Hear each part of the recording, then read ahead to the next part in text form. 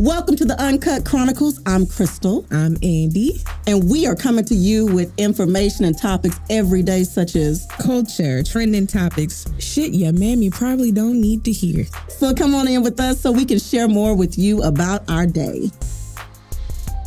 Hey, everybody. Welcome to Uncut Chronicles. I'm Krystle. I'm Andy. And we are here to have a discussion, honey, because the time is about to be had.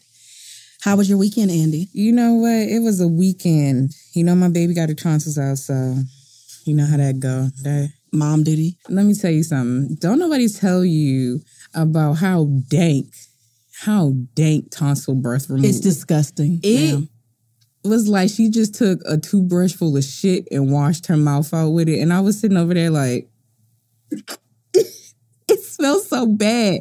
And I know, like, I don't know, maybe you could relate. I don't know when kids go through this, like, phase when they become toddlers and they start getting real breath. And it was like, do you have bubblegum shit toothpaste? Because, like, what the fuck? You need to take a couple steps back when you talk to me. So, you know, just dealing with that this weekend. But other than that, she is good. She's doing better. How about you? It has been busy, like super busy. I'm supposed to be working on self-care, as we all should. And I got a chance to take my kids to do a pool activity with their school, so that was cute. Yeah, so I'm trying to practice other dope things like romance, and that's a struggle, but I'm going to keep practicing. And, you know, it sounds like to me that if you had some extra hands at your house, it might be a little bit easier. Let me tell you something. Are you taking applications for extra hands? Look. You know AKA what? Poly? Or is that what you're doing over there? Let me tell you something. It does take a village. Okay? It takes a village. Grateful that my partner helps, but we wouldn't mind an extra set of hands around here. But one of the things though about poly, and I know, you know, everybody has their different opinions about it, but and maybe it's just me, and let me know what you think about that. But I always say, I think it's kind of selfish to think a partner can be your everything, because I feel like that's unfair to that person for you to have that expectation that they should be your everything, and that's just not realistically possible, at least to me. Okay, so what do you think the benefits to being poly are? Well, one, again, it takes a goddamn village. I mean, I know a lot of poly couples. I don't know if you remember on TLC, it was a black poly couple called the Snowdens. Yep. And they had all them fucking kids, and they just wanted a nanny. That's nice, but more so, it takes a village. And then you have partners that can offer you things that your other partner can't. And that doesn't always mean, like, when people think poly, they always think sexually. But I'm more so like, what about mentally? Like, maybe you have a partner, I don't know, hypothetically speaking, and let's hope not, but they're just not as emotional or as in touch with their emotions, but you have a partner that does. And you have a partner that does have that emotional intelligence to give you that. I think that's nice about being So you poly. want the extra support in the areas that your partner may be missing for poly world. Yeah. And then like poly chess. Yeah, because I feel like, again, you can't expect someone to be your every fucking thing. Like, I'm just not. Like, I tell my partner all the time, like, I'm not Betty Crocker. If you want a Betty Crocker bitch, you need to go find one, because I'm not her. I'm sorry. I'm never going to be her. You're not cooking and baking. Best I can do for you, I can make you a weed brownie. That's all I can do for you. That's the best I can do what for you. What are y'all feeding that kid over there, yo? Because I know she not living off of it. Best I can do for you. So who cooks at your house? My partner does. Okay, cool. And that's one thing I like about our relationship. Yes, it's gender role to an extent, but he doesn't mind cooking and cleaning, which I can appreciate because I'm not a slave. So I can appreciate that. Are you calling him a slave, sis? No, but you know what? I think adding to the narrative of barefoot in the kitchen, pregnant, cooking and cleaning, that ain't finna be me. My feet gonna be propped up on the couch. I'm sorry. I'm not doing it. But I appreciate him. So it's like that thing again where I'm not a good cook. I don't sit over here and pretend like I'm a good cook. Boogie, get on DoorDash immediately, because I'm not gonna do it. But I have a partner that does like to cook, and that's their love language. They love doing that, and I appreciate that. And that's kind of how I view poly relationships, where your partner kind of picks up where you're slacking to an extent. Okay. So in my opinion, poly can be pretty dope. First of all, let me be clear, though. I feel poly is a rich man's game, and half of y'all can't afford to do it. So therefore, this conversation does not really, belong to half of you. Also, I'm just being honest, because it's not like if a man can't take care of one woman, how can you take care of the household and several women? You have to master one before you can consider taking on the next. I think that it would be disastrous to take somebody else on when you don't have the income to support it. You can't even master the first partner you have. You guys fight and struggle about intimacy, money, how to raise kids, all that shit. And then you want to throw in some extra people? I think the hell not. So until you've mastered one and until you have the income to support another, and including your current, you should not, because there's going to be different homes, families, children. It's just a lot coming together. Also, I feel that if you can't meet the emotional needs of one, what you going to do? We're not doing that either. So I get really particular about this conversation because I feel that I don't want to see others be left out or be left to carry the burden. For example, we just talked about how there was one family on TV and they essentially wanted a poly partner as a nanny, basically. That's bullshit. If my name was whatever and I'm coming into this relationship with y'all and you want me to be the nanny, what do I get out of this? Like, musty dick. Yeah, okay, yeah, pretty much. That's all I had to offer. And I feel like if you want extra skins, just say that. Maybe you're asking essentially just for a threesome once a week, and maybe you should ask for that to be on the safe side. But poly requires a lot of trust. It requires a lot of deep connection. It requires a lot of security and maturity, and it requires finances. If you don't have it all, get out the game, double dutch somewhere else. This ain't for you. Stay in the lane you can afford to be in. Travel on. No thanks. That's just my thoughts, though. So I agree with that, though, because I feel like a lot of what we see, at least poly-wise, what we consume via social media, and maybe it's just within our own. No, I laugh because Sister Wives had me gagged, but a lot of what we see in poly is always negative, and I rarely see very healthy, stable poly relationships when it comes to social media or it comes to like entertainment and TV and stuff. And I think that's sad because a lot of people get into it for the wrong reasons. And then a lot of people that promote it are more so like, look at all these women I'm fucking at the same time, but we in a 1-bedroom apartment. Not a 1-bedroom. Hello? Like, I don't think that's what poly should be. And I think, like, I do appreciate when I do see healthy poly relationships where I don't feel like the relationship dynamics are strange. Like, what's the poly clown couple on TikTok? Sean and Olivia and their saga, and they had the one girl that was there for Shanice. I'm so glad she left.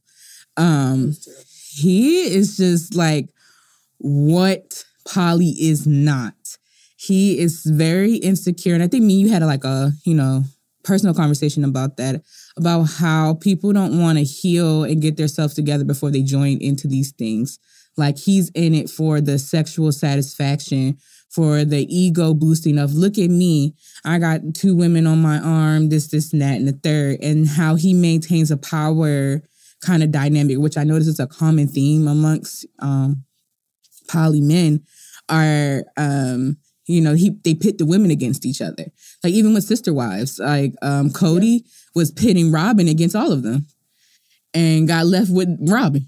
So and Mary just there hoping for the best, but like he pit all of his wives against each other and couldn't figure out at the end why they didn't want to be around.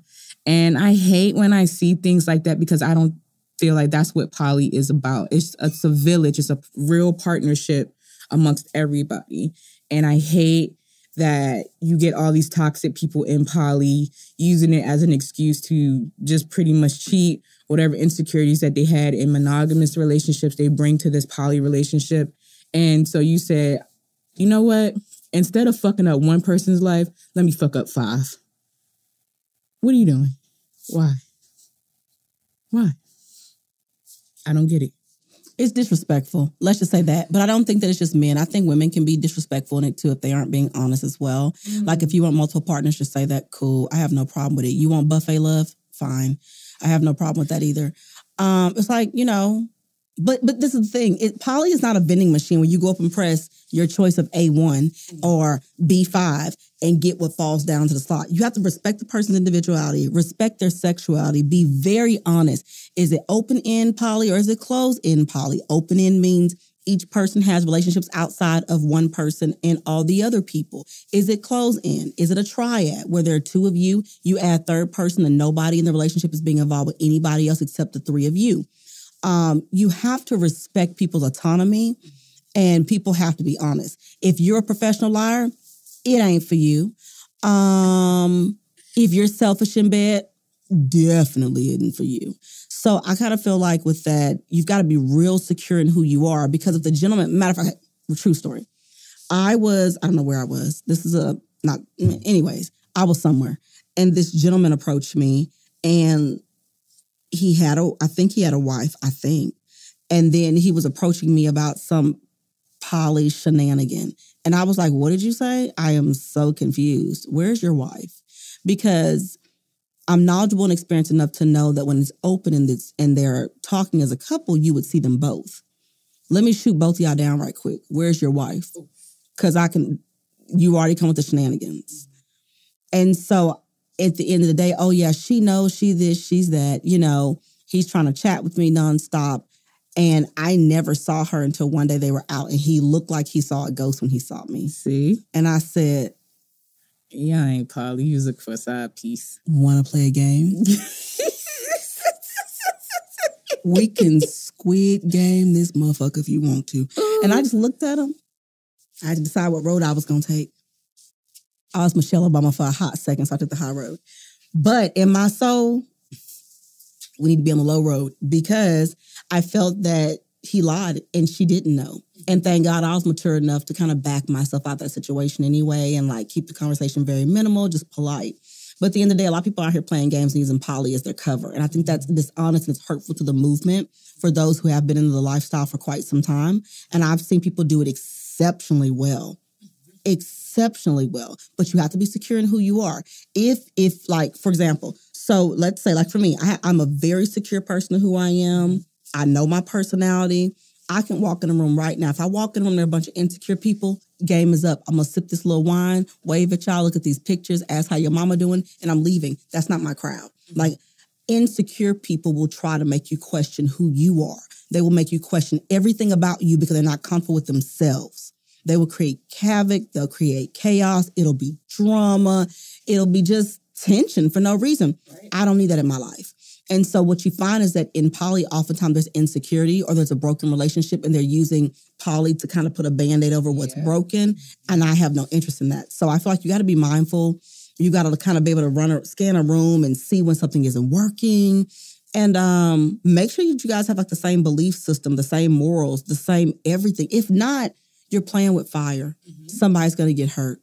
And I'm not trying to hear no other man talking about how his wife left him for a woman or how his woman left him for another man. Listen, you was really over there playing a rich man's game and it really wasn't for you because you weren't ready. And that's my thing. I've been approached by a man that participates in that lifestyle. Mm-hmm. And I was kind of like, okay, I admire that. It's nice that you do that. It's very open. Hey, this is my partner. My partner has other partners. I have other partners. This is our rules. We don't do this. We don't do that. When it comes to, sex, we agree on protection with other people. But when it's us, we do not use protection, et cetera, et cetera. And I admired that at first. And then I started talking more and I said, hold on. Where do you live? Oh, I live with her. I said, okay, maybe they're a long-term couple. Well, a few months down the road, he gets put out. Well, where are you now? I'm with my other partner. This is giving hobosexual. I don't know about... Hobosexual? It's not giving poly because every couple months I'm talking to you, you're in a new home with another partner. Where is your home? a transient hoe? Like you just a hoe on the road? Like, I'm just asking. What are you doing?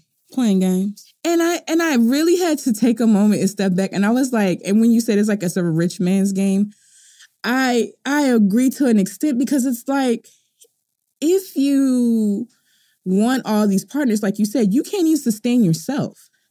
You're relying on your partners to give you shelter, the basic hierarchy of needs. Mm-hmm. Why do you want a whole bunch of partners? Do you want a whole bunch of places to go when you don't have a next place to go? Because right now, I hope he in his own house, but I highly doubt. I'm pretty sure he's living with another partner. But that's where when you say it's a rich man game, I kind of agree with that. Mm-hmm. Because when he tried to ask me out, I said, where do you think we're going to go? Because do not fucking take me to Outback. Okay? Don't take me to Outback. Don't take me to Cheesecake Factory. Where do you think we're going to go? Oh, well, I thought you wanted to come to your partner's house? And do what? I'm not going to sit in that young lady's house. And do what? And look at you. You got me messed up. And that's where I say, it's people like that will come off like they're very knowledgeable about poly. That will come off like they're very this, and that about it. And then you get into it with them, you're like, uh-huh. Or they have these crazy designs that aren't effective. Like, this one gentleman told me that, he was thinking about just going overseas and getting his ladies. And I said, just one second. You're going to go get Antoinette from whatever country and do what? Bring her here. Slave trade. You're going to bring her here and do what? She's going to be happy to leave where she is to come here because America's a land of opportunity, right? And then what? When she starts getting some good old American fresh air and she realizes the rights that she's going to have, and do you think she's going to stay? She might stay for a while to get her feet under till she learns. It's only a matter of time. And then where is she going to live? Well, then where are you going to live? And then I was like, this is too chaotic. I don't think you thought this through. That also isn't fair to her if she doesn't know coming in the door what your design is. Are you just buying chicks' houses and getting them from overseas and making babies with them and how we a poly family? What if she wants to leave? Oh, well, she can't have a house. So then what does she leave with? I had so many questions. Well, we're not going to get married. We're just going to have an agreement on paper. An agreement on paper that says what? Because right now it says nothing but bullshit. Like what? Is my name on the insurance policy? No, there won't be any of that. I said, hold up. Just one second. I'm trying to understand who's getting the benefits here. Because it sounds like you're getting all the benefits. The ladies are just the casualties to the situation to get what you want by having an expanded family. When I tell you the fuckery was real, I said, sir, I'm going to advise you strongly against this. Because the design that you're laying out doesn't seem sustainable and respectful to everybody involved. It's not. And that's where I notice a lot of issues like that. Or abusers hide in poly too. And they're really, really bad. Like Sean and his situation on, their little poly clowns on TikTok. Very narcissistic, very abusive. And I'm like, why do y'all want to be in relationships with men like this? Like, why? And the girl he's with, you can tell, when she's young as hell, fresh 20-year-old, fresh out her teens, with this has-been that got put out the military, got all these pending cases. He ain't even divorced from the first wife yet. Ew. And he got you in here thinking y'all building some empire when y'all can't afford to go nowhere but the gym and back up to the house. What? He can't even get a passport. So where you going? What are y'all doing? And his narcissism is so bad and his gaslighting is so bad. And I feel so bad for this girl because she's so dumb and so young. And we know how we are when we had our first love. We were just so dumb and naive. And you can see it in her. And she doesn't see the abuse. She doesn't see how unhealthy this relationship is. She wants monogamy. So why is she with him? Because she's hoping that she can be the one and only. Or you see dynamics like how Snowden's were, where it's me and him and then it's you. It's not an equal triad amongst us, not an equal partnership amongst us. I'm the first wife, and that I noticed with a lot of plural marriages and stuff. I'm the first wife. I'm the boss. You bitches bow down to me. And I think that's the poly kind of role they want to play with other women that come into their relationships, where she has the upper hand to kind of rule over the other wives. And it's just an unbalanced, power dynamic in that house. And I hate seeing couples like that. But what was really funny that I was looking into when I was, when we brought up about poly stuff, a lot of women that have two husbands, or polyandry, women with two husbands, they do a lot better. And I'm actually like really low-key surprised, because you would think, with men, and sometimes some men, not all, but some men can be very insecure and their masculinity can be threatened. And, they're kind of like, yeah, no, I wouldn't want to share my woman with another man. Those relationships actually do really good. Mm-hmm. Well, think about it. In my opinion, I'm a lover of masculine energy. Like, I just love men being around, because it just really just cools and calms some things down. Some shit you just ain't got to worry about. I think that's probably the key to that, because those men know their role. Mm-hmm. They know her role. They're comfortable in their role. What's the question? That's true. And they're a lot better financially. A lot better financially. What's the question? Like, it's really, really quite impressive, where when you have all the women around, you have some who, men are visual. So sometimes they're taken on by the visual aspects of the woman, not looking at the character, not looking at the beliefs, the morals, the goals, the mission. And so they'll just take a woman and, oh, okay, yeah, I'll do that, knowing that everything behind door number one is not gravy. And so I think it's just really, really detrimental, quite frankly. But poly has its benefits. But I think these days that they need to stop lying to these women about the levels of the relationship they're in. And they need to do more research, come up with a design that's best for them, talk about what honesty really looks like, jealousy and insecurity, how that looks. And also when you talk about having children, it gets really tricky. Like, I know a couple and they just had their baby, but they didn't know who the father was. They didn't know which one of the partners it was. We gotta do a part 2 to this, because I definitely feel like we don't get into the, big combining our families with poly stuff. That's a whole nother conversation that we definitely got to get into. Mm-hmm. Because they're trying to figure out which one of the man candies is the dad. But they're happy about having a baby. Yeah. I've actually seen an episode like that on TLC. Mm-hmm. And the guy could not live with himself because he didn't know if he was the father of the baby. And they were kind of like, why does it matter? But it couldn't sit right with him. But after you didn't have this baby child, this is a mess. Okay, so we shall come back and talk about more. There will definitely be a part 2 to this, because we got to peel back the layers. We're going to be addressing money, building houses, empires, quote unquote, families and having children, who having what. How do these households look? Do they live together? Do they live separate? Like, what does this really look like in real time? How do you introduce this to your family? Your direct family. How does that look? Do you keep it a secret? Are you scared of being investigated by your local authorities because of your lifestyle? It gets really interesting. So, this is the Uncut Chronicles. We're going to always give it to you raw and uncut. So I'm Krystle. And I'm Andy. And we're here talking about things your mammy can't fucking hear. So we'll talk to you guys on a part 2. Stay tuned. Peace. Bye, guys. The Uncut Chronicles is part of the Breaking Ice Building Bridges community podcast platform, brought to you by Possibilities.